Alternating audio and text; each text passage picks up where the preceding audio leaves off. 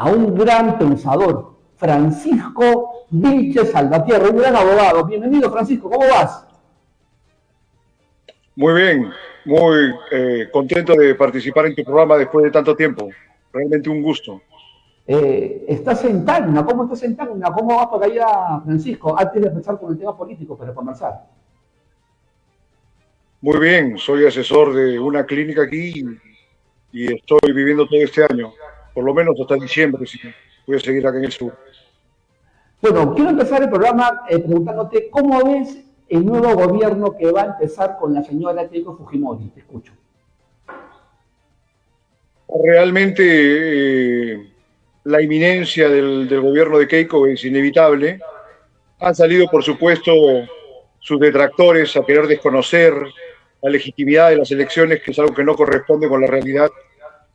En realidad, considero que cualquier gobierno entrante en un país como el nuestro puede despertar todo tipo de suspicacias, pero considero que no hay que ser alarmistas, ¿no? O sea, realmente, como lo sostuve en un ensayo de hace semanas, el fujimorismo tiene una oportunidad de reivindicar su legado, inclusive sus aspectos más negativos, dando una apertura realmente amplia y haciendo que todas estas suspicacias y dudas sobre cómo va a ser el desarrollo del mismo queden por los suelos.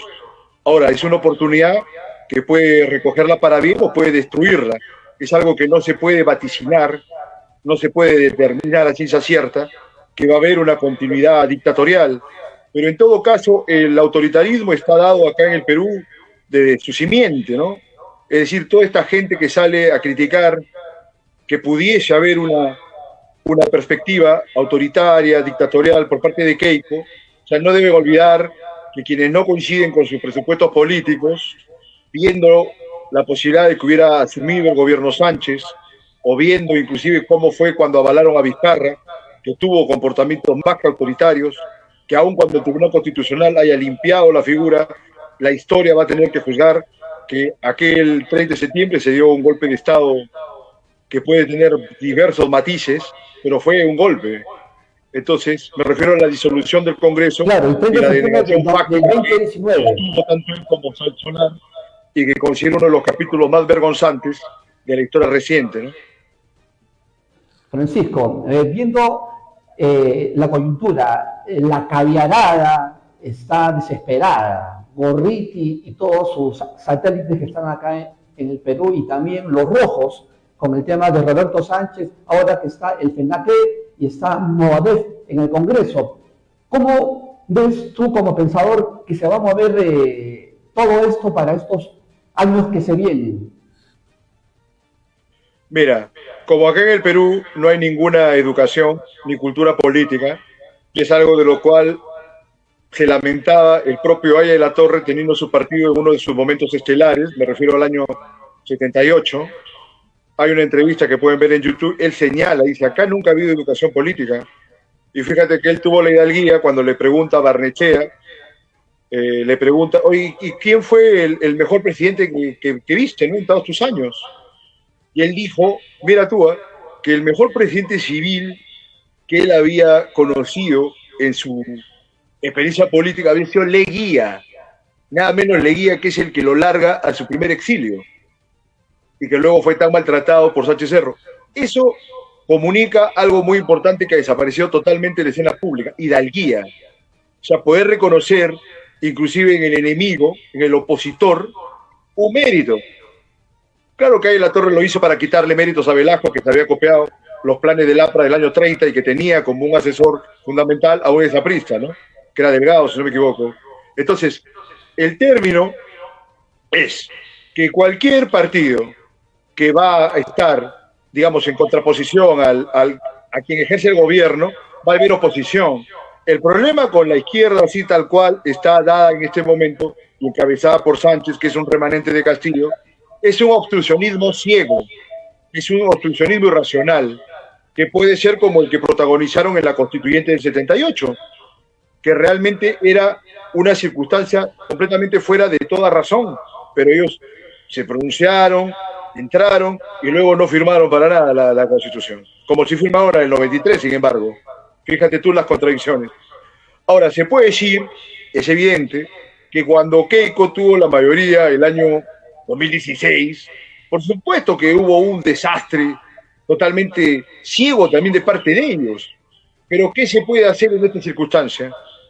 Si ambos eran dos extremos muy negativos, tanto Keiko como Sánchez son, aún ahora, elementos muy negativos, pero habría que esperar por lo menos, por criterio, por una perspectiva de justicia, que se efectúen los clásicos 100 primeros días de gobierno de Keiko. Pero claro, no, te preguntaba perdóname Francisco, te preguntaba sobre el tema del FENATE y de Movadef, que están ya en el Congreso y para ser parte de este gobierno parlamentario. Yo no veo que sea tanto. Mira, yo considero, y te anticipo, que el tema de la apología del terrorismo, el delito de apología del terrorismo y todo lo que corresponde a esta perspectiva es algo que admite muchos matices. Y yo creo que si están en el Congreso sería oportuno desenmascararlos y debatir. Porque ¿qué pasa? Acá también se ha incidido en un equívoco muy grave en los últimos 25 años. O sea, a cualquier elemento de izquierda se le dice terrorista. Y luego, dentro de lo que corresponde a los movimientos revolucionarios, insurgentes, ¿hasta qué punto se puede diferenciar? Y esta es una labor pendiente, y que mucha gente que está en la izquierda lo encubre, pero ¿hasta qué punto se tiene que diferenciar las acciones, otra vez, enceguecidas, irracionales, dogmáticas, contrarias al propio pueblo, de parte de Sendero Luminoso y del movimiento revolucionario Tupac Amaru, con lo que correspondió, por ejemplo, al Ejército de Liberación Nacional, ¿no? Donde estuvo Béjar, donde estuvo Heró, o el MIR, el Movimiento de Izquierda Revolucionaria encabezado por De la Puente, por Fernández Gas, por Sigifredo Orbegoso, grandes personajes de la historia y que venían del APRA rebelde. Y ahí entra en contradicción el propio APRA, porque el año 45 y hasta el 48, que hubo intentos revolucionarias directas, participó gente muy importante luego como Villanueva, el padre de Alan García, el propio Townsend, tan circunspecto, pero también estuvo en ello, o sea, aparte después de Escorza, Roce, los poetas del pueblo. Entonces la idea de la revolución viene desde el tiempo de Aymariategui. Entonces estas son cosas que deben traerse a la escena pública, porque decir todo revolucionario es un terrorista, toda insurgencia es terrorista, toda protesta es terrorista, eso no puede ser. Esto ha ocurrido por una negación de parte del Estado de llevar a debate todos estos temas con la altura que corresponde, y luego de la caída de Fujimori, en el curso de todo el siglo XXI, esto ha escapado de la escena pública y es algo que no corresponde a un Estado realmente democrático, evolucionado, republicano, ¿no? Esto es algo que se tiene que debatir. Interesante lo que me dices, Francisco, es tu punto de vista, y bueno, hablas de la historia del Perú en todo lo que estás refiriendo. Lo que te quiero decir, ¿qué opinas de la caviarada que está un poco dolida porque ahora no tienen con qué discurso, bueno, hablar, porque ahora está Keiko Fujimori como presidenta? Mira, yo creo que Keiko inclusive, mira, entre los propios caviares habrá algunos que sean suficientemente maliciosos para transar de alguna forma con Keiko. Es que acá hay algo que se debe entender. La política es un arte, una ciencia de, no decir componendas, pero se tienen que dar acuerdos. O sea, la política es establecer acuerdos en una democracia. Lo otro es procurar la división, la animadversión, es algo que no se puede dar más. Ahora, al fujimorismo le corresponde una labor que puede devenir imposible, pero al país hay que integrarlo. Evidentemente, con los anticuerpos que tiene Keiko, esto no se va a dar de la noche a la mañana, pero acá se tiene que dejar ya de lado esta oposición, reitero, completamente enceguecida, irracional, pasional, de un resentimiento espantoso. ¿Te das cuenta? Yo considero que si Keiko tiene gestos, sobre todo con el sur del país, que en un primer momento supongo que la van a rechazar, pero si se manifiesta un clima, una energía realmente patriótica o paternal o maternal de parte de ella, considero que se puede llegar a un buen puerto, ¿no? Perfecto. Porque más que nada, a nosotros no nos importa, no nos debería importar si prevalece la derecha o la izquierda, sino si se va a poner por sobre todas las cosas al país. O sea, es un momento que los políticos y todos los que intervienen en la escena pública, los analistas, etcétera, los escritores políticos, los pensadores, tienen que pensar realmente en la integración de la nación, que además ni siquiera está bien constituida, está medio a hacerse, como casi todo en el Perú. Si no está mal hecho, está medio a hacerse. Entonces hay que poner el trabajo sobre esta dimensión que estoy comentando. Perfecto. Ahora viendo el tema de la Fiscalía y el Poder Judicial, ¿cómo ves tú eso? ¿Va a haber una reforma de este gobierno que entra con Fujimori? Que está podrido el Poder Judicial y la Fiscalía. Tú que eres gran abogado. Mira, tú sabes que, claro o no, el Poder Judicial, el Ministerio Público tienen muchos problemas en él. ¿Sabes quiénes son los más perjudicados por los malos manejos? Sobre todo quienes tienen una causa y no tienen los arrestos económicos o la suficiencia dineraria para tener una defensa adecuada. En este país, quien no tiene el suficiente dinero para pagar a un gran abogado está completamente perdido. Ahora, imagínate si hay intereses creados, ¿no? Esto es algo que se ha visto en el curso de los últimos 10 años, bajo un fenómeno que se denominó la politización de la justicia y la judicialización de la política, que a tan graves extremos nos ha llevado, como en el caso Cócteles, siendo que dicen que Keiko ha sido todopoderosa. Oye, 19 veces fue devuelta esa acusación, hubo 19 subsanaciones, 19 observaciones de estas acusaciones, era un total desastre.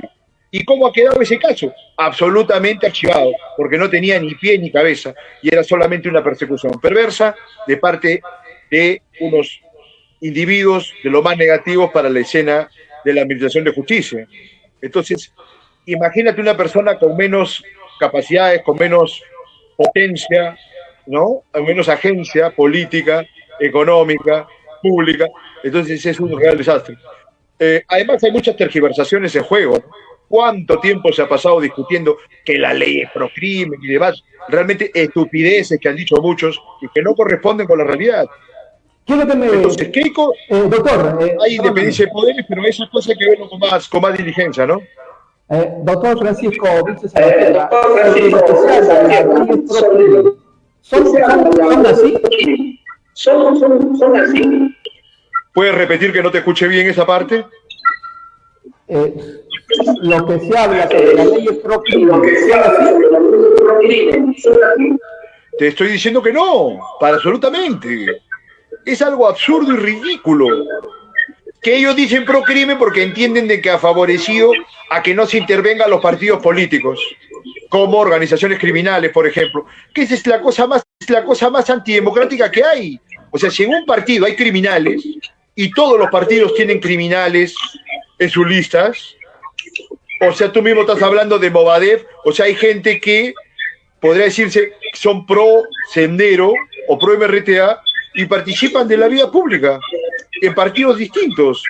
Claro que no todo el mundo sale a decirlo de una manera expresa porque está el delito de apología del terrorismo, que considero que ahí tienen que hacerse unas enmiendas, unas reformas legislativas, que yo mismo las voy a proponer este año.